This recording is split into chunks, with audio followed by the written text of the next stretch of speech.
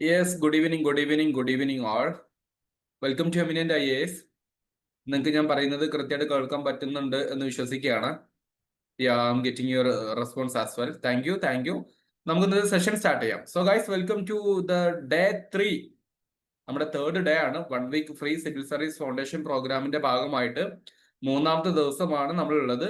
Today will be discussing history and freedom movement in a general sense. അതിന് മുന്നേ ഒരു കാര്യം ചോദിക്കട്ടെ, നിങ്ങൾക്ക് ക്ലാസ്സസും കാര്യങ്ങളൊക്കെ ഇഷ്ടപ്പെടുന്നുണ്ടല്ലോ അല്ലേ? How you feel it guys? Thank you, Haribala. Yes, fine. Yeah, V2, yes. Yeah, fine. നിങ്ങളുടെ ആക്റ്റീവ് ആയിട്ടുള്ള പാർട്ടിസിപ്പേഷൻ, അതാണ് നമ്മുടെ ക്ലാസ്സിന്റെ ഏറ്റവും പ്രധാനപ്പെട്ട ഒരു കാര്യം. Revathi, thank you. Abhinav, thank you. Fine. Thank you all.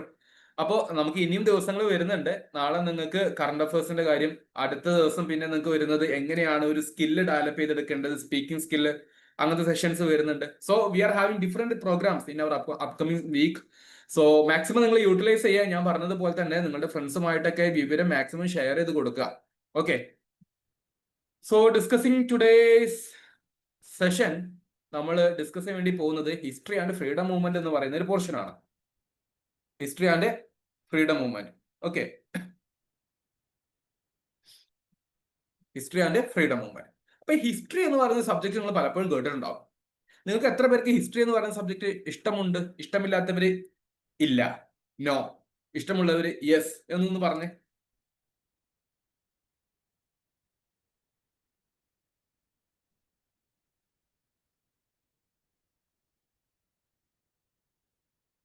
Oh, somebody drawing on my board. ഞാൻ വരക്കാം, ഞാൻ എഴുതാം, ഞാൻ പഠിപ്പിക്കാം, നിങ്ങൾ എന്റെ കൂടെ ഉണ്ടായാൽ മതി.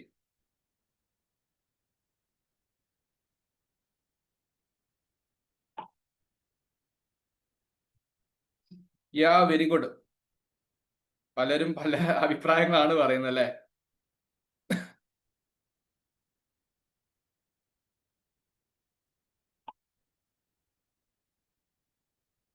ഓക്കെ, പലരും നല്ല അഭിപ്രായമാണ്. പലർക്കും ഫേവറേറ്റ് സബ്ജക്റ്റ് ആണ്. എന്തായാലും ഞാൻ വളരെ സിമ്പിൾ ആയിട്ട് പറഞ്ഞുതരാം. നമ്മുടെ സെഷനിൽ നിങ്ങൾ വളരെ ആക്റ്റീവായിട്ട് എൻഗേജിംഗ് ആയിട്ട് ഇരിക്കുക. So here we are having one brief idea regarding what is this history all about. എന്താ ഹിസ്റ്ററി എന്നുള്ളത് കൊണ്ട് ഉദ്ദേശിക്കുന്നത് എന്താണ്? നിങ്ങൾ പറ. What you mean by history? History itself meaning what?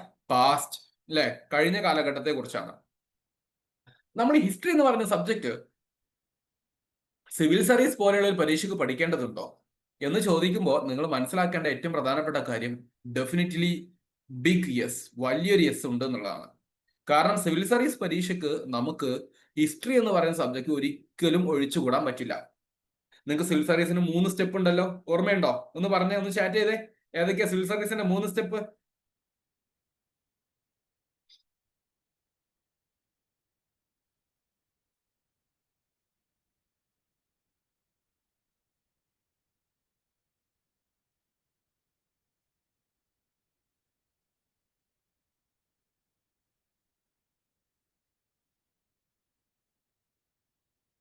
Very good. Getting more responses. Prelims, mains, interview, mains. Very good.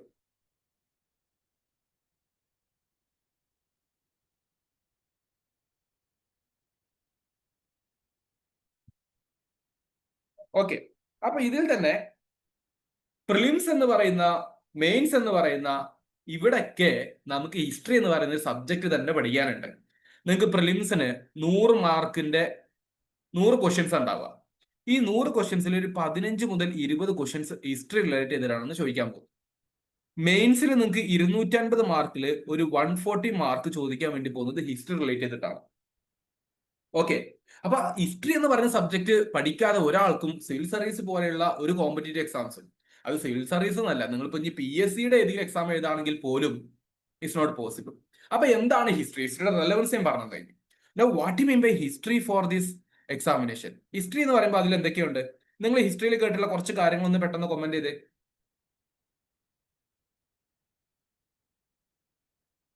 Mains എല്ലാം descriptive ആണ് കേട്ടോ. മെയിൻസ് എല്ലാം ഡിസ്ക്രിപ്റ്റീവ് ആണ്. ഒരാൾ പറഞ്ഞു ഫസ്റ്റ് വേൾഡ് വാർ എന്ന് പറഞ്ഞു. ഞാനിവിടെ എഴുതി വെക്കാണ് ഫസ്റ്റ് വേൾഡ് വാർ. 1914 നടന്നിട്ടുള്ള ഒന്നാം ലോക മഹായുദ്ധം.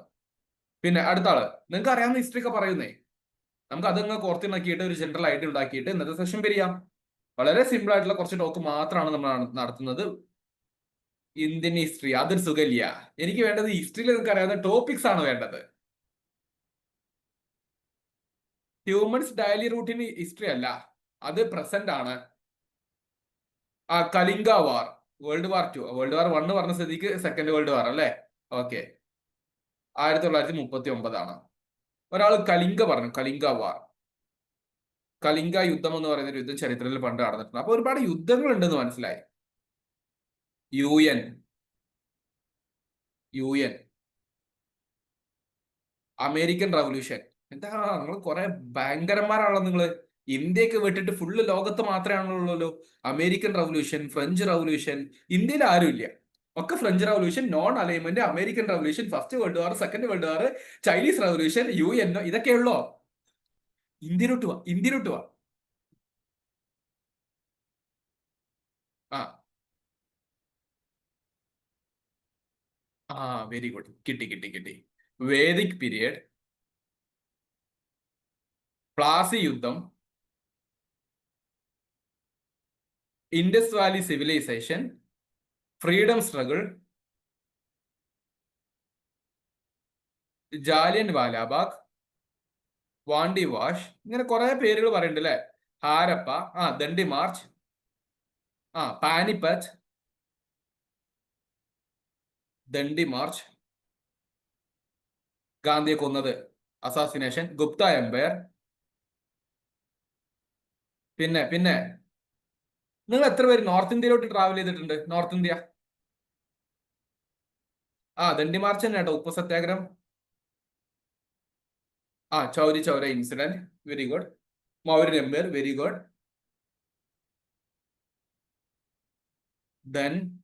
Then Kashmir kingdom, Ashoka, Maratha empire. അപ്പൊ നമ്മൾ ആരെ പഠിക്കണം? Mughals, very good. Jantar Mandir, Sur dynasty, ഇങ്ങനെ കുറെ ഉണ്ട്. ക്വിറ്റ് ഇന്ത്യ മൂവ്മെന്റ്, മതി. സ്ഥലം കഴിഞ്ഞു. താങ്ക് യു ഫോർ ഒരു ആക്റ്റീവ് റെസ്പോൺസ് കേട്ടോ. വളരെ ആക്റ്റീവായിട്ട് ചെയ്യുന്നുണ്ട്. ഞാൻ ഇതിനൊക്കെ ഒന്ന് വേറെ രീതിയിൽ പറയാൻ പോവാണ്. ഇവിടെ നിങ്ങൾ കുറച്ച് കലിംഗ വാർ, വേദിക്, ഇൻഡസ് വാലി സിവിലൈസേഷൻ, അത് തന്നെയാണ് ഹാരപ്പ, ഗുപ്ത എംപയർ, മൗര്യ എന്നൊക്കെ പറഞ്ഞില്ലേ. ഇതിനൊക്കെ നമുക്ക് ചരിത്രത്തിൽ ഏറ്റവും പഴക്കം ചെന്ന പണ്ടുണ്ടായത് എന്ന് പറയാൻ പറ്റും. അതിനെ വിളിക്കുന്ന പേരാണെന്ത്? ഏൻഷ്യന്റ് ഇന്ത്യൻ ഹിസ്റ്ററി എന്നുള്ളത്. എന്താണ്? Ancient Indian history. അതേ സമയത്ത് നമ്മൾ പറഞ്ഞിട്ടുള്ള ഡൽഹി സുൽത്താൻസ്, മുഗൾസ്, മറാത്ത, പാണിപ്പത്ത് യുദ്ധം, സൂർ, ഇതൊക്കെ എന്ന് പറയുന്നത് മിഡീവൽ കാലഘട്ടമാണ്. മിഡീവൽ കാലഘട്ടം. അതേ സമയത്ത് നിങ്ങൾ ബ്രിട്ടീഷുകാരുടെ കാര്യങ്ങൾ പറഞ്ഞില്ലേ, പ്ലാസി യുദ്ധം, freedom struggle, Jallian Walabagh, Dandi march, quit India എന്നൊക്കെ ഉള്ളത്, അത് മോഡേൺ ഇന്ത്യൻ ഹിസ്റ്ററി ആണ്. അങ്ങനെ 3 ഡിവിഷൻസ് ഉണ്ട്. ഇതല്ലാതെ നിങ്ങൾ ആദ്യം തുടക്കത്തിൽ തുരുതുരാ പറഞ്ഞതൊക്കെ വേൾഡ് ഹിസ്റ്ററി ആണ്. ഞാൻ പറഞ്ഞില്ലേ, നിങ്ങൾ വേൾഡിലോട്ട് പോകാതെ ഇങ്ങോട്ട് ഇന്ത്യയിലോട്ട് വരാൻ പറഞ്ഞില്ലേ. സോ വേൾഡ് റിലേറ്റ് ചെയ്തിരിക്കുന്ന ഹിസ്റ്ററി ആണെന്ത്? വേൾഡ് ഹിസ്റ്ററി ആയിട്ടുള്ള first world war, second world വാർ, UN, American revolution, French revolution, Russian revolution, ഇങ്ങനത്തെ കുറച്ച് ടോപ്പിക്സുകൾ വരുന്നത്. ഓക്കെ, അപ്പൊ ആ രീതിയിൽ ഈ കാര്യങ്ങളൊക്കെ കുറച്ച് കൃത്യമായിട്ട് മനസ്സിലാക്കി വെക്കുക. So simply my point is that history can be, or Indian history can be divided into 3: ancient Indian history, medieval, modern. ഇതെന്താണ് പിന്നെ? വേൾഡ് ഹിസ്റ്ററി ആണ്. ഇത് 4ഉം നിങ്ങൾക്ക് ആക്ച്വലി സിവിൽ സർവീസിന് പഠിക്കാനുണ്ട്. ആൻഷ്യന്റ് ഇന്ത്യ ഉണ്ട്, മിഡീവൽ ഇന്ത്യ ഉണ്ട്, മോഡേൺ ഇന്ത്യ ഉണ്ട്, ദെൻ വേൾഡ് ഹിസ്റ്ററി ഉണ്ട്. പക്ഷെ വേൾഡ് ഹിസ്റ്ററി നിങ്ങൾക്ക് പഠിക്കാനുള്ളത് മെയിൻസിന് മാത്രമാണ്. രണ്ടാമത്തെ സ്റ്റേജ്, സെക്കൻഡ് സ്റ്റേജിന് മാത്രമാണ് പഠിക്കാനുള്ളത്. ഒന്നാമത്തെ സ്റ്റേജിൽ ഇതാ ഈ 3എണ്ണം പഠിക്കാണ്ട്, രണ്ടാമത്തെ സ്റ്റേജിൽ ഈ 4 മുഴുവനും പഠിക്കാനുണ്ട്. പറഞ്ഞത് മനസ്സിലായോ നിങ്ങൾക്ക്? സിലബസ് എന്ന് പറഞ്ഞ സംഗതി ഉണ്ടല്ലോ, പരീക്ഷയ്ക്ക് എന്ത് പഠിക്കണം എന്നുള്ളത്. അപ്പൊ ആ രീതിയിലാണ് ഞാൻ പറഞ്ഞിരിക്കുന്നത്. വളരെ സിമ്പിൾ ആയിട്ട് we are having ancient India, medieval India, modern India, then world history. World history നമുക്ക് മെയിൻസിന് മാത്രം, രണ്ടാമത്തെ സ്റ്റേജിൽ മാത്രമേ വരുന്നുള്ളൂ. പക്ഷെ ആൻഷ്യന്റും മിഡീവലും മോഡേണും പ്രിലിംസിനും വരുന്നുണ്ട്, മെയിൻസിനും വരുന്നുണ്ട്. ഈ പറഞ്ഞ കാര്യം നിങ്ങൾക്ക് ക്ലിയർ ആണോ?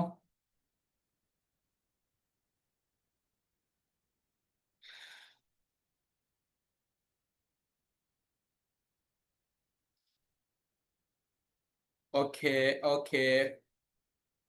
ഫൈൻ.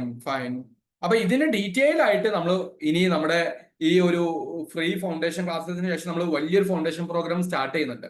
അപ്പൊ ആ സമയത്ത് നമ്മൾ ഓരോന്നും കൃത്യമായിട്ട് വളരെ രസകരമായിട്ട് പഠിച്ചു പോകും കേട്ടോ. അപ്പൊ അത് ആ സമയത്ത് നമുക്ക് ബാക്കിയുള്ള കാര്യങ്ങൾ നോക്കാം. ഇന്ന് ഞാൻ നിങ്ങൾക്ക് ആദ്യം എന്താണ് ഹിസ്റ്ററി എന്നുള്ളതിന്റെ ഒരു ജനറൽ ഐഡിയ ഇട്ട് തരികയും പരീക്ഷയ്ക്ക് അത് എവിടെയാണ് വരേണ്ടത് എന്നുള്ളതിന്റെ ഒരു സാധ്യത പറഞ്ഞു തരികയായിരുന്നു ഉദ്ദേശം. അപ്പൊ ഫസ്റ്റ് സ്റ്റെപ്പ് കഴിഞ്ഞു. ഇനി രണ്ടാമതായിട്ട് ഞാൻ നിങ്ങളെ മോഡേൺ ഇന്ത്യൻ ഹിസ്റ്ററിയിലോട്ട് കൊണ്ടുപോകാം. എവിടേക്ക്? മോഡേൺ ഇന്ത്യൻ ഹിസ്റ്ററിയിൽ. അപ്പൊ മോഡേൺ ഇന്ത്യൻ ഹിസ്റ്ററിയുടെ പ്രത്യേകത എന്താ? നിങ്ങൾ പറ. മോഡേൺ ഇന്ത്യയുടെ പ്രത്യേകത എന്താ? It is more associated with the British, അല്ലെ? ബ്രിട്ടീഷുകാരുമായിട്ട് അസോസിയേറ്റ് ചെയ്തിരിക്കുന്ന ഒന്നാണ്. അപ്പൊ എന്റെ ചോദ്യം, ഇംഗ്ലീഷുകാര് അതായത് ബ്രിട്ടീഷുകാര് ഇന്ത്യയിലോട്ട് കച്ചവടം ചെയ്യാൻ വേണ്ടി ഒരു കമ്പനി ഉണ്ടാക്കി. അതിന്റെ പേരാണ് ഈസ്റ്റ് ഇന്ത്യ കമ്പനി. നിങ്ങൾ ചിലപ്പോൾ സ്കൂളിലൊക്കെ പഠിച്ചിട്ടുണ്ടാവും. ഏത് വർഷമാണ് ഈ കമ്പനി ഉണ്ടായിട്ടുള്ളത്? എന്റെ ചോദ്യം അതാണ്. അറിയുന്നവര് കമന്റ് ചെയ്യുക.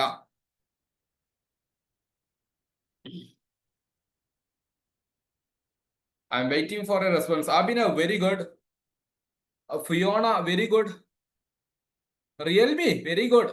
Vaishnav very good. Okay. Pranav very good. Haribala very good. 1600 East India Company ഉണ്ടാകുന്നത് കേട്ടോ. പ്രണവിന്റെ തെറ്റിയിട്ടുണ്ട്, എന്നാലും ഞാൻ വെരി ഗുഡ് കൊടുത്തത് എന്തിനാ? ചെയ്യാനുള്ള ഒരു മനസ്സ് കാണിച്ചതിനാ കേട്ടോ. ഇങ്ങനൊക്കെ തന്നെ പഠിക്കല്. ഇനി പ്രണവ് മറക്കോ? ഇല്ല. 1600 എന്ത് ചെയ്യുന്നത്? ഈസ്റ്റ് ഇന്ത്യ കമ്പനി എന്ന് പറയുന്ന ഒരു കമ്പനി എസ്റ്റാബ്ലിഷ് ചെയ്യുന്നത്. എന്തിനാ ഒരു കമ്പനി ആയിട്ട് എസ്റ്റാബ്ലിഷ് ചെയ്തത്? നിങ്ങളിപ്പോ വലുതായിട്ട് നിങ്ങൾക്ക് നിങ്ങളുടെ അച്ഛനും വീട്ടുകാരൊക്കെ കൂടി ചേർന്നിട്ട് ഒരു കമ്പനി തുടങ്ങണം എന്ന് വിചാരിച്ചു. എന്തിനായിരിക്കും കമ്പനി തുടങ്ങുന്നത്? കമ്പനി തുടങ്ങുന്നത് എന്തിനാ? കമ്പനി തുടങ്ങുന്നത് എന്തിനാ? ഒരു കച്ചവടത്തിന് വേണ്ടിയാണ്, അല്ലെ? സോ അവർ കമ്പനി തുടങ്ങുന്നത് തന്നെ എന്തിനു വേണ്ടിയായിരുന്നു? For trade with India. Trade with India. ഇന്ത്യയുമായിട്ട് കച്ചവടം ചെയ്യാൻ വേണ്ടി. ഓക്കെ. വ്യാപാരം. Very good. Okay, fine. Okay. അപ്പൊ കച്ചവടത്തിന് വേണ്ടിയാണ്. പക്ഷേ ട്രേഡിന് വേണ്ടി വന്നവർ പതിയെ പതിയെ അവര് ഇവിടെ വന്നിട്ട് they made something called as this one. What you mean by this one? അവര് നമ്മളെ ഇന്ത്യയെ അവരുടെ കോളനിയാക്കി മാറ്റി.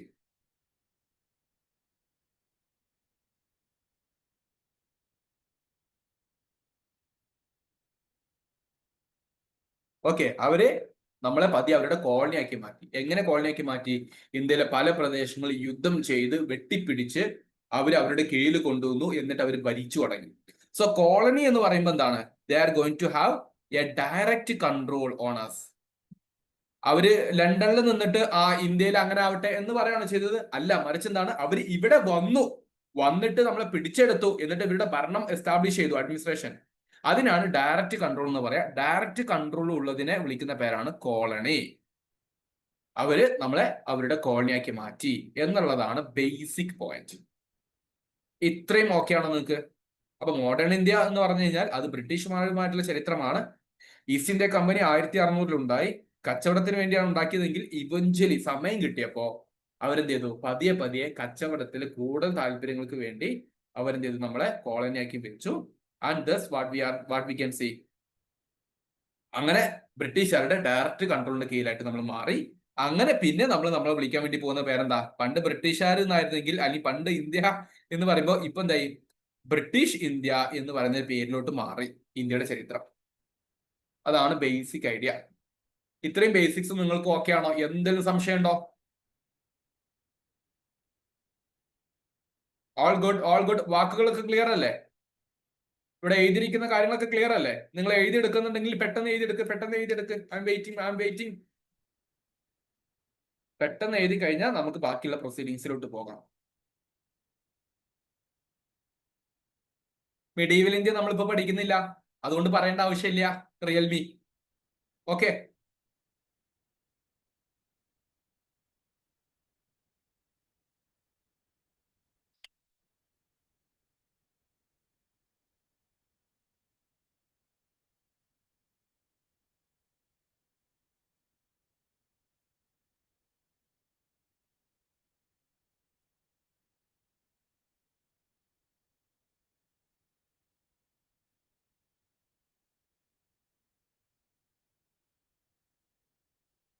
ഫൈൻ, കഴിഞ്ഞല്ലോ അല്ലെ? Very good, very good. ഇനി അപ്പൊ നിങ്ങൾ ആലോചിക്കുകയെ 1600 ഞാൻ അത് മായ്ക്കുവാണേ, ശ്രദ്ധിച്ച് കേൾക്കണം കേട്ടോ. 1600 കച്ചവടത്തിന് വേണ്ടി ഒരു കമ്പനി ആയിട്ട് അവന്മാര് വന്നു. പക്ഷെ ചാൻസ് കിട്ടിയപ്പോ വെട്ടിപ്പിടിച്ചു. നമ്മൾ ഇന്ത്യയെ അവരെന്ത് ചെയ്തു? കൈവശപ്പെടുത്തി. ഞാൻ നിങ്ങൾക്ക് എളുപ്പത്തിൽ ഇന്ത്യയുടെ ഒരു മാപ്പ് വരച്ചുതരാം. I'm calling it as Kuttappan map. കണ്ടോ ചെറിയൊരു ഇന്ത്യ? അപ്പൊ ഈ ഒരു പ്രദേശത്ത് അവർ നോക്കിക്കേ, ഇതൊക്കെ അവരുടെ കീഴിൽ കൊണ്ടുവന്നു. അപ്പൊ ഇതിൽ നിന്നും നമ്മൾ എന്ത് ചെയ്യാണ്? അവരോട് ഇടി കൂടാൻ വേണ്ടി പോവാണ്. We want our India back. അങ്ങനെ ബ്രിട്ടീഷുകാർക്കെതിരെ യുദ്ധം നടക്കുന്ന സംഭവത്തെ വിളിക്കുന്ന പേരാണ് നമ്മുടെ ഫ്രീഡം മൂവ്മെന്റ് എന്ന് പറയുന്നത്. അപ്പൊ ഫ്രീഡം മൂവ്മെന്റിന്റെ ഭാഗമായിട്ട് വി ആർ ഹാവിങ്, അതായത് നമ്മൾ ഫ്രീഡം മൂവ്മെന്റ് എന്ന് പറയുന്ന ഒരു വാക്ക് എന്താണ്? That is something related to independence of the country from the British administration. അങ്ങനെ നടക്കുന്ന ഒന്നാണ് എന്ത്? 1857 റിവോൾട്ട്. നിങ്ങൾ കേട്ടിട്ടുണ്ടോ ഈ 1857 റിവോൾട്ടിനെ കുറിച്ച്?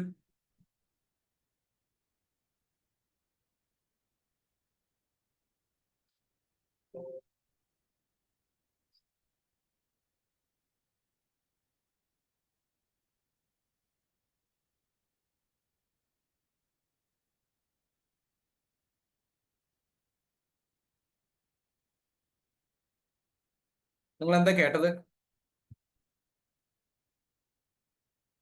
1857 മെയ് 10 നടന്നു. Mangal Pandey, that's a word. Sepoy mutiny. Very good, very good. Okay, അപ്പൊ ആ ടേം ആണ് വേണ്ടത്. എന്താണ് 1857 റിവോൾട്ട്? വളരെ സിംപ്ലിഫൈ ചെയ്ത് പറയുകയാണെങ്കിൽ ഇവിടെ നോക്ക്, മാപ്പിലോട്ട് നോക്ക്.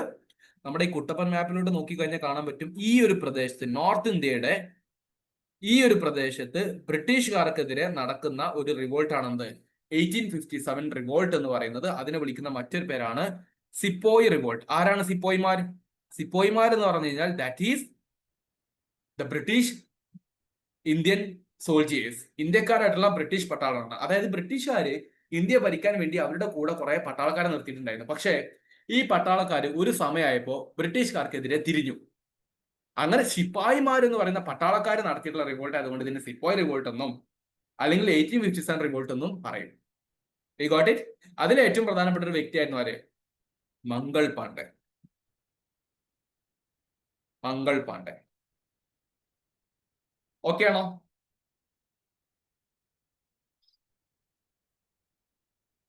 നിങ്ങൾ ഓക്കെ ആണെങ്കിൽ കൂടെ തന്നെ പറയണം കേട്ടോ. എന്താ വെച്ചാലേ ഞാൻ ഇതിന്റെ മുഴുവൻ കഥ പറയുന്നില്ല. മുഴുവൻ കഥ നമുക്ക് ഡീറ്റെയിൽ ആയിട്ട് വലിയ വലിയ ക്ലാസ്സുകളിലായിട്ട് നമുക്ക് പഠിക്കാം. ഓക്കെ, അപ്പൊ ആ രീതിയിൽ നമുക്ക് ഇങ്ങനെ കുറച്ച് ആൾക്കാരെ അറിഞ്ഞിരിക്കാനുണ്ട്. പിന്നെ നടക്കുന്നത്, ഞാൻ ഏറ്റവും പ്രധാനപ്പെട്ട സംഭവങ്ങളിലൂടെ നമ്മൾ കൊണ്ടുപോവാണേ. പിന്നെ നടക്കുന്ന ഏറ്റവും സിഗ്നിഫിക്കന്റ് ഇവന്റ് ആണ് 1885. കളർ മാറ്റം ഒരു സുഖമില്ല. 1885 എന്താ നടന്നത്? 1885 എന്താ നടന്നത്? Come on guys, come on come on. Yeah, very good. It's the formation of Indian National Congress. Indian National Congress form ചെയ്തു. അതോടുകൂടെ എന്ത് സംഭവിച്ചു? ബ്രിട്ടീഷുകാർക്കെതിരെ ഒരുമിച്ച് സംസാരിക്കുന്ന ഒരു ഓർഗനൈസേഷൻ ഇന്ത്യയിൽ ഫോം ചെയ്തു. Very good guys. December 28, 1885 ബോംബെയിൽ വെച്ചിട്ടാണ് ഇത് ഫോം ചെയ്യുന്നത്. പിന്നീട് ഇങ്ങനെ ഫ്രീഡം മൂവ്മെന്റ് പല രീതിയിൽ നടക്കുന്നുണ്ട്. അപ്പോഴാണ് പിന്നീട് ആര് വരുന്നത്? നമ്മുടെ ഗാന്ധി വരുന്നത്. അപ്പൊ ഗാന്ധിയുടെ ഒരു കാലഘട്ടം വരുന്നുണ്ട്. അതേ സമയത്ത് we are having some very important basic issues. ബ്രിട്ടീഷുകാര് ചില നിയമങ്ങളും കാര്യങ്ങളൊക്കെ വെച്ചിട്ട് ഇന്ത്യക്കാരെ പീഡിപ്പിക്കുന്നുണ്ട്, ബുദ്ധിമുട്ടാക്കുന്നുണ്ട്. അതിന്റെ ഏറ്റവും പ്രധാനപ്പെട്ട ഒരു എക്സാമ്പിൾ ആയിരുന്നു 1919 നടന്നിട്ടുണ്ടായിരുന്ന ആ ഒരു സംഭവം. എന്താണ് അതിന്റെ പേര്? നിങ്ങൾക്കറിയാം, എനിക്കറിയാം, നിങ്ങൾക്ക് അറിയുന്ന എനിക്കറിയാം. നിങ്ങൾ പറ.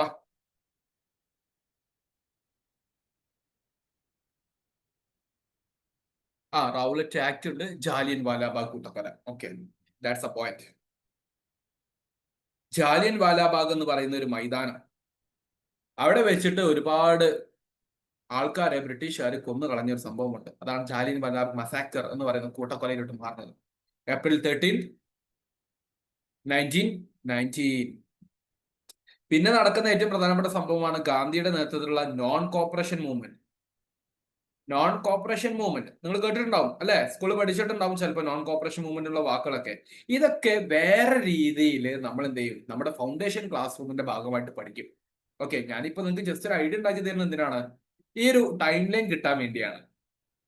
ഓക്കെ, അപ്പൊ നോൺ കോപ്പറേഷൻ മൂവ്മെന്റ് വരുന്നുണ്ട് 1920 സമയം. പിന്നെ വരുന്നു നിങ്ങൾ പറഞ്ഞതുപോലെ 1930 സമയത്ത് ഗാന്ധി ഉപ്പ് കുറുക്കാൻ വേണ്ടി പോയിട്ടുണ്ടായിരുന്ന സമരം. അതാണെന്ത്? ഗാന്ധിയുടെ ദണ്ഡി മാർച്ച്. ഗാന്ധിയുടെ ദണ്ഡി മാർച്ച്, സോൾട്ട് സത്യാഗ്രഹ എന്ന് പറയുന്ന ദണ്ഡി മാർച്ച്. മാർച്ച് 12 ആരംഭിച്ചു, ഏപ്രിൽ 6 വരേക്കും ഗാന്ധി സമരം ചെയ്തു. ദണ്ഡിലെത്തി ഗാന്ധി എന്ത് ചെയ്തു? ഉപ്പ് കുറുക്കി, ബ്രിട്ടീഷുകാരെ പിടിച്ച് ജയിലിലിട്ടു. ഇങ്ങനെ വലിയ വലിയ സംഭവം. പിന്നീട് ഗാന്ധി നടത്തുന്ന ഏറ്റവും വലിയ സംഭവമാണ് 1932 കിടക്ക് പുറത്ത് നിന്ന് ബ്രിട്ടീഷുകാരോട് പറയുന്ന സംഭവം. അതിന്റെ ഇംഗ്ലീഷ് എന്താ? കിടക്ക് പുറത്ത്. ക്വിറ്റ് ഇന്ത്യ അല്ലേ? ക്വിറ്റ് ഇന്ത്യ, ഇന്ത്യയിൽ നിന്നും പുറത്തു പോകാൻ വേണ്ടി പറയുന്ന സമരം. അങ്ങനെ ബ്രിട്ടീഷുകാരുടെ പുറത്തു പോകാൻ പറഞ്ഞപ്പോൾ വലിയ പ്രഷറായി. അവസാനം ചെയ്തു, ബ്രിട്ടീഷുകാർ തീരുമാനിച്ചു ഇന്ത്യക്ക് ഭരണം കൊടുക്കാം എന്നുള്ളത്. അങ്ങനെയാണ് പിന്നീട് 1947 നമുക്ക് എന്ത് കിട്ടുന്നത്? നമ്മുടെ ഇൻഡിപെൻഡൻസ് കിട്ടാൻ വേണ്ടി പോകുന്നത്. ഇപ്പൊ നോക്കിക്കേ, ഞാൻ ഏറ്റവും പ്രധാനപ്പെട്ട ചില ഇവന്റുകളിലൂടെ ജസ്റ്റ് ടച്ച് ചെയ്ത് മാത്രം പറഞ്ഞു പോയേക്കാണ്. ഞാൻ ഒന്നുകൂടെ ഒന്ന് പറയുന്നുണ്ട്, ഒന്ന് ശ്രദ്ധിച്ച് കേൾക്കുക. Okay, English east India company ഉണ്ടായി. ആദ്യം വന്നത് എന്തിനാണ്? ട്രേഡ് പർപ്പസിന്. എന്നാൽ പിന്നീട് കോൺഗ്രസ് നടത്തിയപ്പോൾ അതിനെതിരെ നമ്മൾ എന്ത് ചെയ്തു? തിരിച്ച് സമരം ചെയ്യാണ് ഫ്രീഡം മൂവ്മെന്റ്. അതിൽ 1857 റിവോൾട്ട് ഉണ്ട്. അതിനെ ശിപ്പായി ലഹള എന്ന് വിളിക്കും. മംഗൾ പാണ്ഡെയാണ് അതിൽ അസോസിയേറ്റഡ് ഉണ്ടായിരുന്ന പ്രധാനപ്പെട്ട ഒരാള്. വേറെ കുറെ ആൾക്കാരുണ്ട്. 1885 ഇന്ത്യൻ നാഷണൽ കോൺഗ്രസ് ഫോം ചെയ്തു. ഗാന്ധി വന്നതിന് ശേഷം നടക്കുന്ന പ്രധാനപ്പെട്ട സംഭവങ്ങൾ ഒന്നാണ് 1919 Jallian Walabagh massacre, 1920 non cooperation movement, 1930 Dandi march എന്ന് വിളിക്കുന്ന salt satyagraha, 1942 quit India movement. 1947 നമുക്ക് സ്വാതന്ത്ര്യം കിട്ടുകയും ചെയ്തു. അപ്പൊ ഇവിടെ നിങ്ങൾക്ക് പലർക്കും ഇതിനെ കുറിച്ച് അറിയുന്നുണ്ടാവും, എന്താ സംഭവം എന്നുള്ളത്. എന്നാൽ പലർക്കും ഇത് അറിയുന്നുണ്ടാവില്ല. അപ്പൊ രണ്ട് കൂട്ടരെയും പരിഗണിച്ചിട്ടാണ് നമ്മൾ ക്ലാസ് എടുക്കാൻ വേണ്ടി പോകുന്നത്. പക്ഷെ ഇതാണ് ആ ടൈം ലൈൻ. ഇപ്പൊ 1600 വന്നിട്ട് 1947 വരെ ബ്രിട്ടീഷുകാർ ഇവിടെ ഉണ്ടായിരുന്നു. അപ്പൊ ആ രീതിയിൽ വേണം നമ്മൾ ഈ ചരിത്രം ഒന്ന് മനസ്സിലാക്കി എടുക്കാൻ വേണ്ടി. ഈ ഒരു ഐഡിയ കിട്ടിയോ നിങ്ങൾക്ക്? ഈ ഒരു ഐഡിയ കിട്ടിയോ? ഇത് എഴുതുന്നവർ പെട്ടെന്ന് എഴുതി വെക്കൂ. ഈ ടൈം ലൈൻ ആയിട്ട് തന്നെ എഴുതി വെക്കൂ കേട്ടോ. ഇല്ല, ഈ നോട്ട് നിങ്ങൾ ഇപ്പൊ തന്നെ എഴുതി പഠിക്കുക കേട്ടോ. കാരണം ഇത് ബേസിക്സ് ആണ്. ഇതിന്റെ നോട്ട് ഗ്രൂപ്പിലിട്ടില്ല. ഇത് ബേസിക്സ് ആണ്. അപ്പൊ ഇപ്പൊ തന്നെ എഴുതിക്കോളൂ. കാരണം ഇത് ഞാൻ എഴുതി തന്നല്ലേ, അത് നിങ്ങൾ എഴുത്. ഓക്കെ,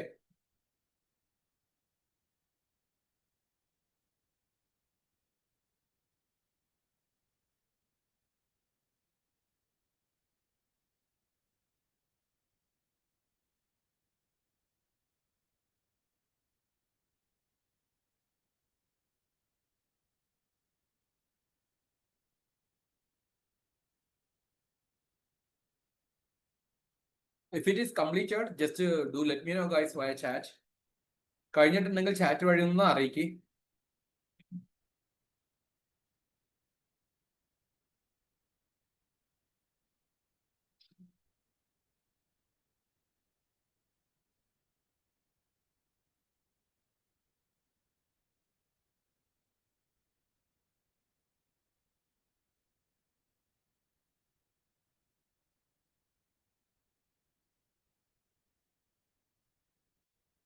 എല്ലാവരും കഴിഞ്ഞവര് പെട്ടെന്ന് അറിയിക്കും കേട്ടോ.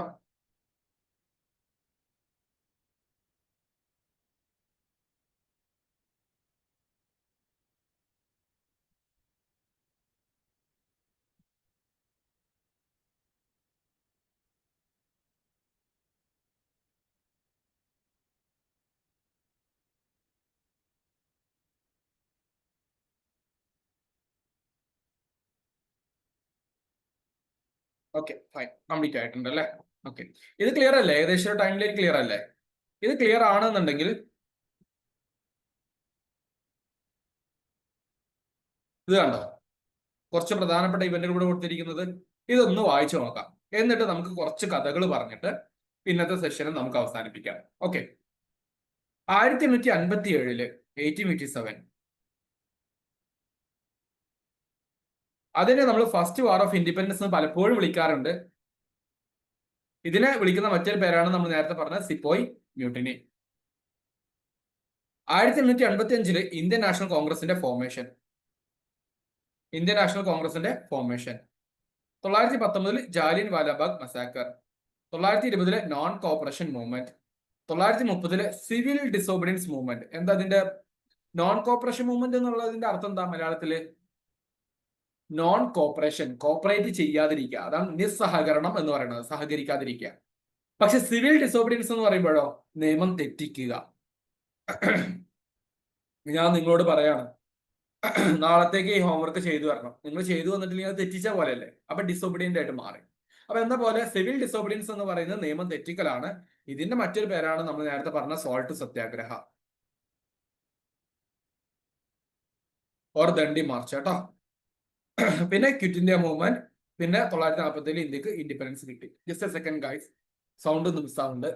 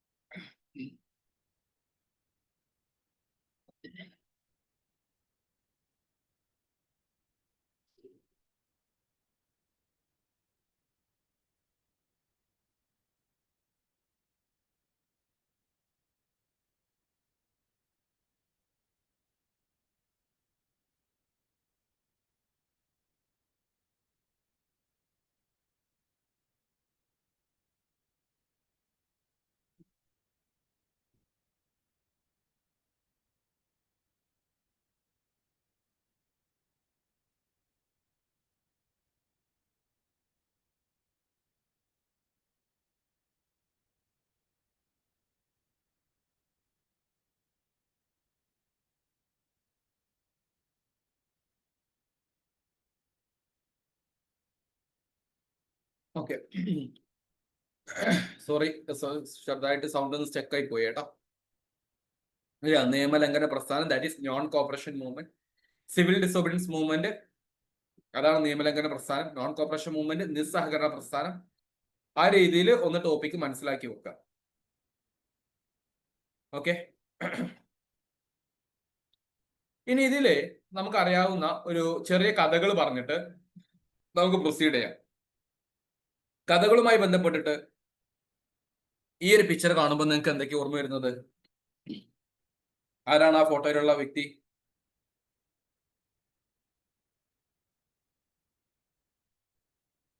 Who is that person? Yeah, Mangal Pandey. Very good, very good guys.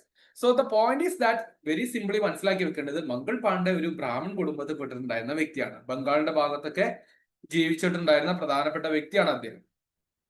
അദ്ദേഹം അതുപോലെ ഒരുപാട് ആൾക്കാര് അന്ന് ബ്രിട്ടീഷ് സോൾജറായിട്ട് സേവനം അനുഷ്ഠിച്ചിട്ടുണ്ടായിരുന്നു. ഓക്കെ, അപ്പൊ സേവനം അനുഷ്ഠിച്ചിട്ടുണ്ടായിരുന്ന അവർക്ക് പെട്ടെന്ന് ബ്രിട്ടീഷുകാർ ഒരു പുതിയ തോക്ക് ഇൻട്രൊഡ്യൂസ് ചെയ്തു. ആ കഥ കേട്ടിട്ടുണ്ടോ നിങ്ങള്?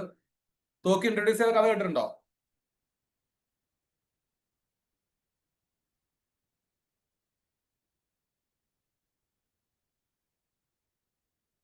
Yeah very good. കുറച്ച് ആൾക്കാർ കേട്ടിട്ടുണ്ട്, കുറച്ച് ആൾക്കാർ കേട്ടില്ല. ബ്രിട്ടീഷുകാർ ഒരു പുതിയൊരു തോക്ക് ഇൻട്രൊഡ്യൂസ് ചെയ്തു പട്ടാളത്തിന്, ആർമി കൊടുക്കാൻ വേണ്ടി.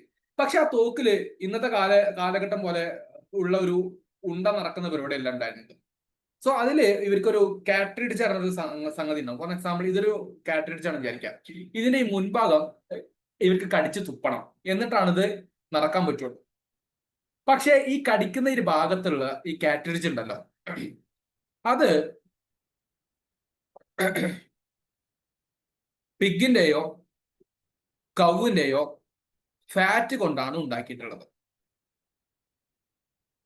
എന്താ പിഗും കൗവും? പിഗ് എന്ന് പറഞ്ഞാൽ ആർമിയിൽ ഉണ്ടായിരുന്ന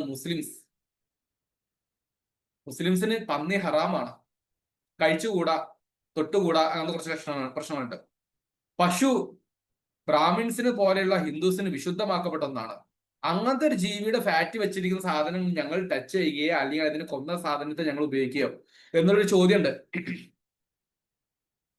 അപ്പൊ അതിന്റെ പേരില് മംഗൾ പാണ്ഡെ തുടങ്ങിയിട്ടുള്ള കുറച്ച് ആൾക്കാർ ഞങ്ങള് ഈ ഗണ്ണ് ഉപയോഗിക്കില്ല എന്ന് പറഞ്ഞിട്ട് എന്ത് ചെയ്യുന്നുണ്ട്, ബ്രിട്ടീഷുകാരുമായിട്ട് ഫൈറ്റ് ചെയ്യുന്നുണ്ട്. അങ്ങനെയാണ് 1857 റിവോൾട്ട് നടപ്പിലാകുന്നത്. പക്ഷേ എന്ത് സംഭവിച്ചു?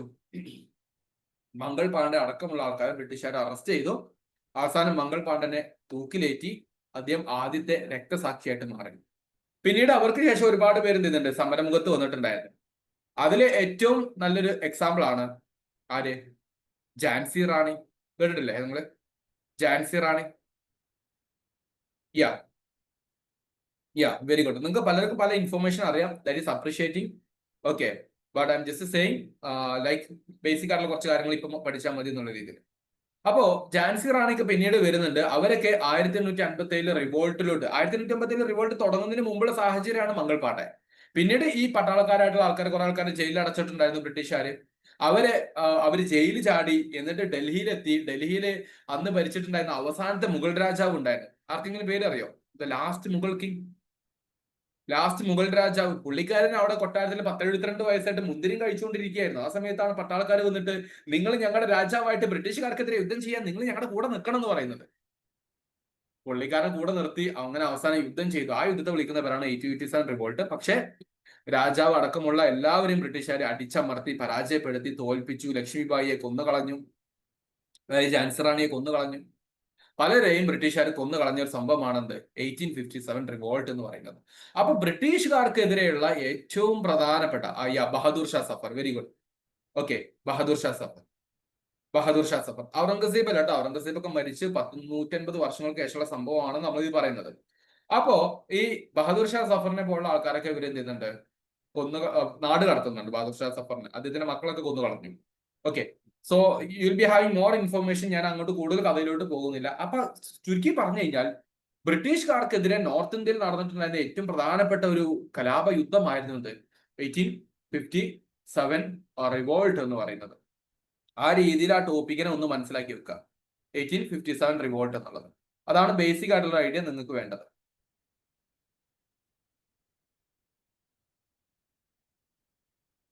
ഫൈൻ.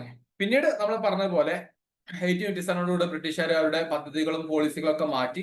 പിന്നീട് അവര് വരുന്നൊരു സംഗതിയാണെന്ത്? Indian National Congress. Indian National Congress എന്ന് പറയുന്ന ഒരു കോൺഗ്രസ് ഉണ്ടായി, ഒരു ബോഡി ഉണ്ടായി. ആ ബോഡി ഉണ്ടായതോടുകൂടി എന്താ സംഭവിച്ചത്? ഇനി ബ്രിട്ടീഷുകാരുമായിട്ട് സംസാരിക്കാനുള്ള ഒരു political organisation. As a political organisation to communicate with the British. അപ്പൊ ആ രീതിയിൽ ഇന്ത്യൻ നാഷണൽ കോൺഗ്രസ് ഉണ്ടായി. പക്ഷെ ഇന്ത്യൻ നാഷണൽ കോൺഗ്രസിന്റെ കീഴിലും ഒരുപാട് യുദ്ധങ്ങൾ നടക്കുന്നുണ്ട്. യുദ്ധങ്ങളല്ല, ഒരുപാട് സമരങ്ങൾ നടക്കുന്നുണ്ട്. ഓക്കെ, ഇന്ത്യൻ നാഷണൽ കോൺഗ്രസ് ഉണ്ടാകുന്നത് 1885-ലാണ്. എവിടെയാ? ബോംബെയില്. ഓക്കെ, 1885 ബോംബെയിലാണ് ഡിസംബർ 28 ഫോം ചെയ്യുന്നത്. Okay, I M using different colour സുഖം കിട്ടുന്നില്ല. ബോംബെയിലാണ് ഇത് ഫോം ചെയ്യുന്നത് കേട്ടോ. ഇതിന്റെ ആദ്യത്തെ ഒരു പ്രസിഡന്റ് ഉണ്ടായിരുന്നു. പേരെന്താ?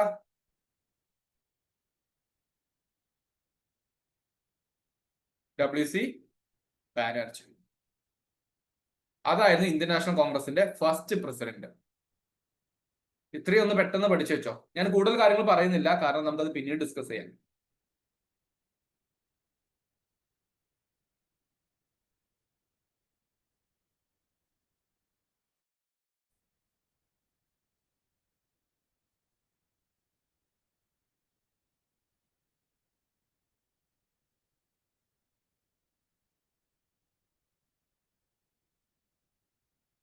നൗ ഈ കോൺഗ്രസിന്റെ കീഴിലായിട്ട് ദർ ഹാപ്പൻഡ് മെനി ഇവന്റ്സ്. ഒരുപാട് കാര്യങ്ങളുണ്ട്. ഞാൻ എല്ലാത്തിലും ഡീപ്പായിട്ട് ഇപ്പൊ പോകുന്നില്ല, കാരണം ഞാൻ പറഞ്ഞ പോലെ നിങ്ങൾക്ക് ജനറൽ ഒരു ഐഡിയ ഉണ്ടാക്കി തരിക എന്ന ഉദ്ദേശം മാത്രമേ ഇന്നത്തെ സെഷനിലുള്ളൂ. നമ്മുടെ ഈ ഫൗണ്ടേഷന്റെ ഈ ഒരു ആഴ്ച കഴിഞ്ഞാൽ പിന്നീട് നമ്മൾ എന്ത് ചെയ്യുന്നുണ്ട്? ജൂൺ 2nd വീക്കോട് കൂടെ will be launching A new batch. അതിൽ നമ്മൾ ഡീറ്റെയിൽ ആയിട്ടുള്ള കുറെ കാര്യങ്ങൾ നിങ്ങൾക്ക് പഠിപ്പിച്ചു തരും കേട്ടോ. എല്ലാ സബ്ജക്റ്റിൽ നിന്നുള്ള പല കാര്യങ്ങളും, സ്കില്ലും കാര്യങ്ങളൊക്കെ നിങ്ങൾക്ക് കിട്ടും. അത് അപ്കമിങ് ആണ്, അത് വഴിയെ നിങ്ങൾ അറിയിക്കും. ഇപ്പൊ നമുക്ക് ബേസിക് ആയിട്ടുള്ള കുറച്ച് കാര്യങ്ങൾ ഉണ്ടാക്കി പോകാം. ജാലിയൻ വാലാബാഗ്. എന്താ സംഭവിച്ചത്? സമാധാനപരമായിട്ട് അമൃത്സറിന്റെ മണ്ണില് ഒരുപാട് സമരസേനാനികൾ ഒരുമിച്ച് കൂടിയിട്ടുണ്ടായിരുന്നു. പക്ഷേ ബ്രിട്ടീഷ് പട്ടാളം അണ്ടർ ജനറൽ ഡയർ എന്ന് പറയുന്ന മിലിറ്ററി കമാൻഡറുടെ നേതൃത്വത്തിൽ വന്നിട്ട് അവരെന്ത് ചെയ്തു? ഈ സമാധാനപരമായിട്ട് നിൽക്കുന്ന ക്രൗഡിലോട്ട് വെടിയങ്ങ് വെച്ചു. അങ്ങനെ ഒരുപാട് പേര് മരിച്ചുപോയി. ആ ഒരു സംഭവത്തെ വിളിക്കുന്ന പേരാണ് ജാലിയൻ വാലാബാഗ് മസാക്കർ എന്ന് പറയുന്നത്. മസാക്കർ, കൂട്ടക്കൊല. അത്രയും ആൾക്കാരെ കൊന്നു കളഞ്ഞു. ഒറ്റയടിക്ക് വെടിവെച്ച് കൊന്നു കളഞ്ഞു അത്രയും ആൾക്കാരെ. അപ്പൊ ആ രീതിയിൽ കാര്യം ഒന്ന് ജസ്റ്റ് ഒന്ന് മനസ്സിലാക്കി വെക്കുക. 1919 ഏപ്രിൽ 13 ആ സംഭവം നടന്നിട്ടുണ്ടായത്. ഇന്നും ഇന്ത്യൻ ചരിത്രത്തിലെ ഒരു കറുത്ത അധ്യായമാണത്. വളരെ ഡാർക്ക് ഹിസ്റ്ററി ആണത്.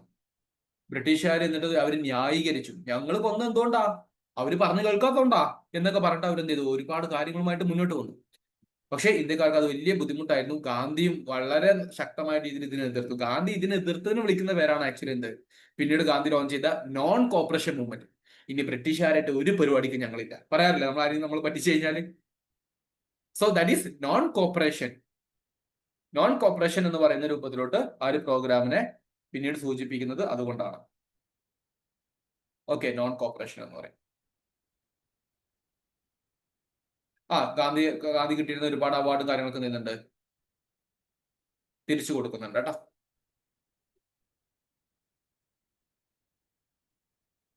പിന്നെ വരുന്നതാണെന്ത്, നോൺ കോപ്പറേഷൻ മൂവ്മെന്റ്. നമ്മൾ പറഞ്ഞു നോൺ കോപ്പറേഷൻ മൂവ്മെന്റ്. ഈ നോൺ കോപ്പറേഷൻ മൂവ്മെന്റിന്റെ ഭാഗമായിട്ടേ 1920 ഖിലാഫത്ത് മൂവ്മെന്റിന്റെ ഭാഗമായിട്ടൊക്കെ ഗാന്ധി നമ്മുടെ കേരളത്തിലോട്ട് വന്നിട്ടുണ്ട്. 1920 ഗാന്ധി കേരളത്തിലോട്ട് വന്നു. ഗാന്ധി ആദ്യമായിട്ട് കേരളത്തിലോട്ട് വരുന്നപ്പോഴേ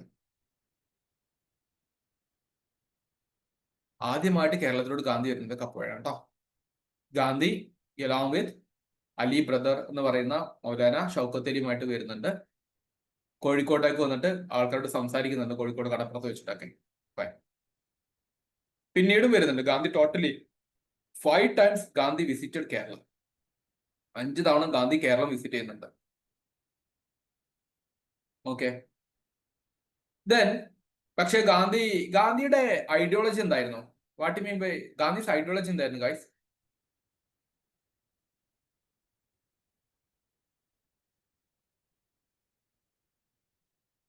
Yeah, very good. That is the idea of ahimsa, or English will say what?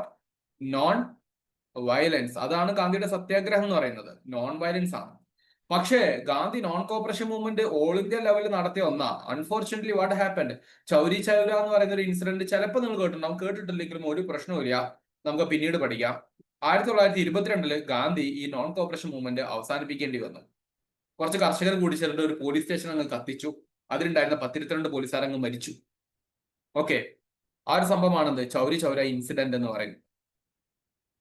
പിന്നീട് ഗാന്ധി നടത്തുന്ന ഏറ്റവും പ്രധാനപ്പെട്ട ഒരു മൂവ്മെന്റ് ആണ് 1930 സിവിൽ ഡിസോബീഡിയൻസ് മൂവ്മെന്റ് എന്ന് പറയുന്ന സോൾട്ട് സത്യാഗ്രഹം. എന്താണ് സോൾട്ട് സത്യാഗ്രഹം? നിങ്ങൾ ഹിസ്റ്ററി അറിയുന്ന ഒരുപാട് പേരുണ്ടല്ലോ, നല്ലതുപോലെ ആൻസർ ചെയ്യുന്നു, വിത്ത് ഈവൻ ഡേറ്റ് വെച്ച് നിങ്ങൾ ആൻസർ ചെയ്യുന്നുണ്ടല്ലോ. വൈഷ്ണവദേവ്, റിയൽമി, സൽഹാന, ഫിയോണ, നേഹ, അഭിനവ്, നിങ്ങൾ പലരും, നിങ്ങൾക്ക് ഹിസ്റ്ററി ആണോ പഠിച്ചേ കൂടുതൽ? കറക്റ്റ് ഡേറ്റ് വെച്ച് പറയുന്നത് വെരി ഗുഡ്. ഞാനത് ഡേറ്റ് വെച്ച് പറയാത്തത് അത്ര ആവശ്യമില്ല എന്നുള്ളത് കൊണ്ടാട്ടോ. ഫൈൻ. സോ സോൾട്ട് സത്യാഗ്രഹം നടക്കുന്നുണ്ട്. സോൾട്ട് സത്യാഗ്രഹം പറഞ്ഞ പോലെ ഇസ് എ നിയമലംഘന പ്രസ്ഥാനമാണ്. എന്താ അവിടെ നിയമം തെറ്റിക്കുന്നത്? ഗാന്ധി ഇപ്പൊ കടപ്പുറത്ത് പോയിട്ട് കുറച്ച് ഉപ്പെടുത്ത് കുറുക്കിയെന്നല്ലേ ഉള്ളൂ. അത് ഇത്ര വലിയ തെറ്റാണോ? നിങ്ങൾ പറ.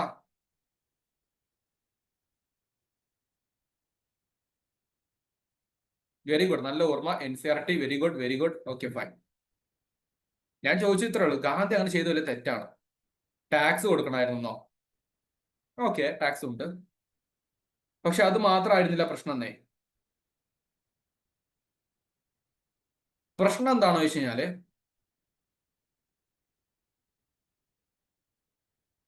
സോൾട്ട് എന്ന് പറയുന്നത് ബ്രിട്ടീഷിന്റെ മോണോപ്പൊളി ആയിരുന്നു. മോണോപ്പൊളി എന്താ? മോണോപ്പൊളി പറഞ്ഞു കഴിഞ്ഞാൽ കുത്തക. ബ്രിട്ടീഷുകാർക്ക് മാത്രമേ സോൾട്ട് എന്ത് ചെയ്യാൻ പറ്റുള്ളൂ? മാനുഫാക്ചർ, പ്രൊഡക്ഷൻ നടത്താൻ പറ്റുള്ളൂ. അപ്പോ ബ്രിട്ടീഷുകാർക്ക് എന്ത് ചെയ്യും? ഇന്ത്യയിൽ ആര് ഉപ്പ് വിറ്റ് കഴിഞ്ഞാലും ബ്രിട്ടീഷുകാർക്ക് അതിന്റെ ഒരു ലാഭം കിട്ടുമായിരുന്നു. അങ്ങനെ പാവപ്പെട്ടവനെയും പണക്കാരനെയും എല്ലാവരെയും ഒരുപോലെ എഫക്റ്റ് ചെയ്തിട്ടുണ്ടായിരുന്ന ഒരു കമ്മോഡിറ്റി ആണ് എന്ത്? സോൾട്ട് എന്ന് പറയുന്നത്. അതിനാണ് ഗാന്ധി പിടിച്ചത്. എന്നിട്ട് ഗാന്ധി പറഞ്ഞു, ഈ നിയമം ഞങ്ങൾ തെറ്റിക്കുന്നു, ഞങ്ങളും ഉപ്പുണ്ടാകും. അങ്ങനെ വലിയൊരു സമരം നടന്നു എന്നുള്ളതാണ് സോൾട്ട് സത്യാഗ്രഹമായിട്ടുള്ള ദണ്ഡി മാർച്ചിൽ നടക്കുന്നത് 1930. അതും കുറച്ച് ഇപ്പൊ ഫെയിൽഡ് ആയി പോയി, എന്നാലും കുഴപ്പമില്ല. ബ്രിട്ടീഷുകാർക്ക് ഭയങ്കര പ്രഷർ കൊടുക്കാൻ നമുക്ക് സാധിച്ചിട്ടുണ്ടായിരുന്നു. 1942 there happened quit India movement. എന്താണ് ക്വിറ്റ് ഇന്ത്യ മൂവ്മെന്റ്? എന്താ quit India movement? Quit India movement എന്താ? ബ്രിട്ടീഷുകാരോട് ഇവിടെ നിന്ന് പുറത്തു പോകാൻ വേണ്ടി പറഞ്ഞതാ. അതിന്റെ reason this happened along with second world വാർ. രണ്ടാം ലോകമഹായുദ്ധം ലോകത്ത് നടന്നുകൊണ്ടിരിക്കുന്ന സമയത്ത്, എപ്പോഴാണ്? 1939ന്റെയും 45ന്റെയും ഇടയിലാണ് സെക്കൻഡ് വേൾഡ് വാർ നടക്കുന്നത്. അപ്പൊ ആ ഒരു സമയത്താണ് 1942 ക്വിറ്റ് ഇന്ത്യ മൂവ്മെന്റ് എന്ന് പറയുന്ന ഒരു പ്രശ്നം നടക്കുന്നത്. ഗാന്ധി ഓഗസ്റ്റ് 8 സമയത്ത് ഗാന്ധി അന്ന് ബോംബെയിൽ മൈതാനത്തിൽ വെച്ചിട്ട് ജനങ്ങളെ അഭിസംബോധന ചെയ്ത് പറഞ്ഞു, ഈ രാജ്യത്തിന് വേണ്ടി we have to do something, either we will die or we will do for the country. നമ്മൾ ഈ രാജ്യത്തിന് വേണ്ടി ഒന്നുകിൽ നമ്മൾ പ്രവർത്തിക്കും, അല്ലെങ്കിൽ പ്രവർത്തിച്ചതിന്റെ പേരിൽ നമ്മൾ മരിച്ചു പോകും എന്ന് പറഞ്ഞിട്ട് ഗാന്ധി എങ്ങും വിപ്ലവകരമായിട്ടുള്ള ഒരു സംസാരം നടത്തിയപ്പോ കുറെ ആൾക്കാര് ഗാന്ധിസ് ബാക്ക്, അല്ലെ, ഗാന്ധി തിരിച്ചു വന്നു. ഇത്രയും കാലം നോൺ വയലൻസ് മാത്രം സംസാരിച്ചിട്ടുണ്ടായിരുന്ന ഗാന്ധി ഇതാ മരിക്കാൻ വേണ്ടി പറഞ്ഞിരിക്കുന്നു എന്നൊക്കെ കുറെ ആൾക്കാർ തെറ്റിദ്ധരിച്ചു പോയി. എന്നിട്ട് എന്ത് ചെയ്തു? വലിയ റിവോൾട്ടിലോട്ട് എത്തി. പക്ഷെ അപ്പോഴേക്കും ഗാന്ധി, നെഹ്റുവും പ്രധാനപ്പെട്ട ലീഡേഴ്സിനൊക്കെ അറസ്റ്റ് ചെയ്തിട്ടുണ്ടായിരുന്നു. പിന്നെ അല്ലറ ചില്ലറ അതർ ലീഡേഴ്സ് ഉണ്ടായിരുന്നത്. ഓക്കെ, അങ്ങനെ ക്വിറ്റ് ഇന്ത്യ മൂവ്മെന്റ് ഉണ്ടായിരുന്നു 1942. അവസാനം 1947 ഇന്ത്യക്ക് ഇൻഡിപെൻഡൻസ് കിട്ടി. എപ്പോഴാണ് ഇന്ത്യക്ക് ഇൻഡിപെൻഡൻസ് കിട്ടുന്നത്? നമുക്കറിയാം, ഓഗസ്റ്റ് 15 അല്ലെ? അപ്പൊ എന്റെ ചോദ്യം ഇതാണ്, ആ സമയത്ത് ഉണ്ടായിരുന്ന ബ്രിട്ടീഷ് വൈസ്രോയി ആരാണ്? നിങ്ങൾക്ക് അറിയാം എന്നെനിക്കും അറിയാം, എന്നാലും ഞാൻ ചോദിക്കാം, നിങ്ങൾ അറിയുന്നവരൊക്കെ ഒന്ന് കമന്റ് ചെയ്യും. Was a British viceroy during that particular period?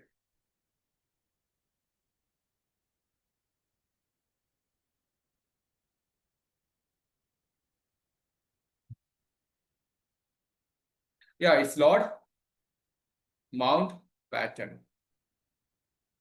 Lord Mountbatten ആണ് ഉണ്ടായിരുന്നത്, അല്ലെ? അങ്ങനെ നമുക്ക് ഇൻഡിപെൻഡൻസ് കിട്ടി. ബ്രിട്ടീഷുകാരോട് നമ്മൾ എന്ത് ചെയ്തു? Tata bye bye bye bye bye bye പറഞ്ഞു. ഒരൊറ്റ ചോദ്യം കൂടി ചോദിച്ചിട്ട് ഞാൻ അവസാനിപ്പിക്കുകയാണ്. ചിലപ്പം കഴിഞ്ഞ ക്ലാസ്സിൽ എടുത്തിട്ടുണ്ടാകും. പിന്നീട് നമ്മുടെ രാജ്യം ഭരിക്കണം. ഇന്ത്യ എന്ന് പറയുന്ന ഞാൻ നേരത്തെ കാണിച്ചിട്ടുള്ള ഒരു രാജ്യത്തെ നമുക്ക് ഉണ്ടാക്കിയെടുക്കണം. അപ്പൊ പാർട്ടീഷൻ സംഭവിച്ചു, പാകിസ്ഥാൻ പോയി, ബംഗ്ലാദേശ് പോയി, ഇങ്ങനത്തെ കുറച്ച് സംഭവങ്ങളുണ്ട്. പക്ഷെ ഇന്ത്യക്ക് ഭരിക്കാൻ വേണ്ടി ഇന്ത്യക്ക് ഒരു നിയമം വേണം, ഒരു നിയമ സംഹിത. അതിനെ വിളിക്കുന്ന പേരാണ് കോൺസ്റ്റിറ്റ്യൂഷൻ. കോൺസ്റ്റിറ്റ്യൂഷനുമായി ബന്ധപ്പെട്ട് നിങ്ങൾ അറിഞ്ഞിരിക്കുന്ന പ്രധാനപ്പെട്ട വ്യക്തിയാണ് ആര്? Doctor BR Ambedkar. എന്റെ ചോദ്യം ഇത്രയേ ഉള്ളൂ, കോൺസ്റ്റിറ്റ്യൂഷൻ എപ്പോഴാണ് നിലവിൽ വന്നത്? കെയിം ഇൻ ടു എഫക്ട്, നിലവിൽ വന്നത് എപ്പോഴാണ്? ചെറിയ മിസ്റ്റേക്ക് ഉണ്ട്. ഓക്കെ, 1950 ജനുവരി 26 നിലവിൽ വന്നത്. കുറച്ച് ആൾക്കാര് നവംബർ 26, 1949 ചില ആൾക്കാർ തെറ്റിയിട്ടുണ്ട്. അത് പറഞ്ഞിട്ടുണ്ട്. അതെന്താണ്? അത് കോൺസ്റ്റിറ്റ്യൂഷൻ അഡോപ്റ്റ് ചെയ്താണ്, നമ്മൾ സ്വീകരിച്ച ഒരു ഡേറ്റ് ആണ് വരുന്നത്. എന്നാൽ അതേ സമയത്ത് കോൺസ്റ്റിറ്റ്യൂഷൻ നിലവിൽ വരിക എന്ന് പറയുന്നത് എപ്പോഴാണ്? റിപ്പബ്ലിക് ഡേ അന്ന് 1950 ജനുവരി 26. 1949 നവംബർ 26 എന്നാണ്. അത് കോൺസ്റ്റിറ്റ്യൂഷനെ നമ്മൾ അഡോപ്റ്റ് ചെയ്ത ഡേറ്റ് ആണ് കേട്ടോ.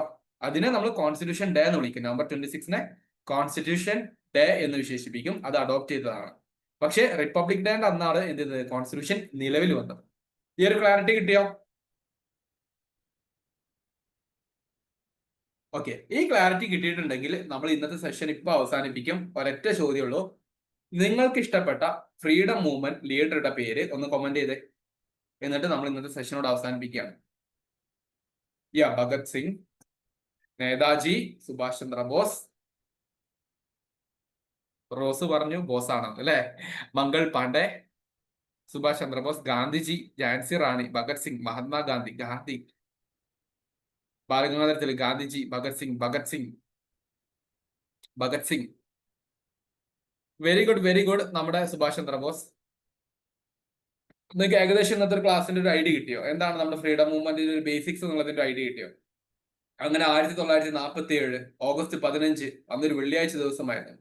നമ്മുടെ ഒരു ഇൻഡിപെൻഡൻസ് ഡേ നമ്മളിങ്ങനെ സെലിബ്രേറ്റ് ചെയ്ത് നമ്മുടെ പതാക ഇങ്ങനെ ഡൽഹിയിലെ റെഡ് ഫോർട്ടിന്റെ മുകളിൽ ഇങ്ങനെ നമ്മളിങ്ങനെ കയറ്റി ബ്രിട്ടീഷിന്റെ പതാക ഇങ്ങനെ താഴോട്ട് വന്നു. അങ്ങനെ ജവഹർലാൽ നെഹ്റു ഇൻഡിപെൻഡന്റ് ഇന്ത്യക്ക് ജന്മം നൽകി എന്നുള്ളതാണ്. അപ്പൊ ആ രീതിയിൽ ആ ടോപ്പിക്ക് നിങ്ങൾക്ക് മനസ്സിലായിട്ടുണ്ടാവും എന്ന് ഞാൻ വിശ്വസിക്കുകയാണ്. That's all about our today's discussion. ഇന്ന് നമ്മളൊരു 3/4 മണിക്കൂറാണ് എടുത്തിട്ടുള്ളത്. നാളെ നമുക്ക് കുറച്ചുകൂടെ നല്ലൊരു ഇന്ററാക്റ്റീവ് സെഷൻ ആയിട്ട് നിങ്ങൾക്ക് ഷിബിൻ സാർ വരുന്നതായിരിക്കും. അപ്പൊ നിങ്ങൾ കൃത്യമായിട്ട് ക്ലാസ്സസ് ഒക്കെ അറ്റൻഡ് ചെയ്യുക. മിസ്സാക്കരുത്. ഓക്കെ, നാദൂറാം വിനായക് ഗോഡ്സെ. ഞാൻ ഫ്രീഡം മൂവ്മെന്റിന്റെ ലീഡറുടെ പേരാണ് ചോദിച്ചത് കേട്ടോ. ഫൈൻ. അപ്പോ ഇന്നത്തെ ക്ലാസ് നമ്മളോട് അവസാനിപ്പിക്കുകയാണ്. ബാക്കി നമുക്ക് നാളെ കാണാം. That's all. Thank you. Thanks for joining. ഗാന്ധിയെ കൊന്ന ആള് ഫ്രീഡം മൂവ്മെന്റിന്റെ ആളല്ല കേട്ടോ. ഓക്കെ, തമാശക്ക് പറഞ്ഞതാണെങ്കിൽ അല്ലെന്ന് മനസ്സിലാക്കി വെക്കുക. So guys, that's all. Thank you. Mind up ചെയ്യണം കേട്ടോ.